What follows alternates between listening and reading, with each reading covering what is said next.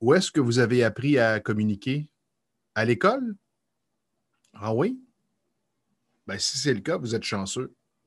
Parce que la plupart de mes clients ont appris à communiquer à la maison. Et personne ne leur a enseigné à communiquer. Ils ont appris à communiquer en modélisant les parents.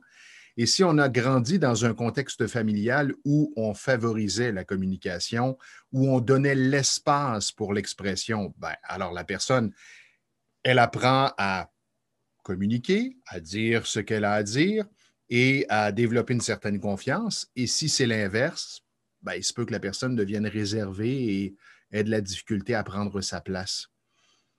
C'est un travail de tous les instants. À tous les jours, je rencontre des gens et ce ne sont pas que des jeunes, hein. J'ai des gens, moi, qui vont en âge jusqu'à 80, 80 quelques années et qui occupent toutes sortes de postes dans la société qui, peu importe leur statut social, ont à communiquer. La communication, c'est l'outil qu'on utilise partout, tout le temps, toute notre vie.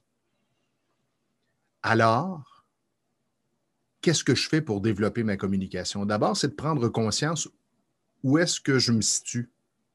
Je pense que la première étape, c'est de savoir, est-ce que j'ai de la difficulté à faire passer mon message? Est-ce que je me sens bien lorsque j'ai à communiquer? Ou j'ai un peu plus de difficultés, par exemple, avec l'autorité? Donc, identifiez vos zones fortes et vos zones à développer. Ça, c'est un premier point. Le deuxième, lorsque je communique, est-ce que je communique rapidement? Est-ce que j'ai tendance à, je dirais, l'expression québécoise, garrocher mon message ou je prends le temps de mordre dans le message, d'exprimer ce que j'ai à exprimer? Quel est mon niveau d'écoute?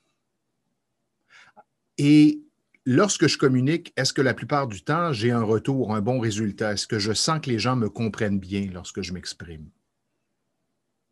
Alors, ce sont les points à évaluer pour savoir où est-ce que vous vous situez à titre de communicateur.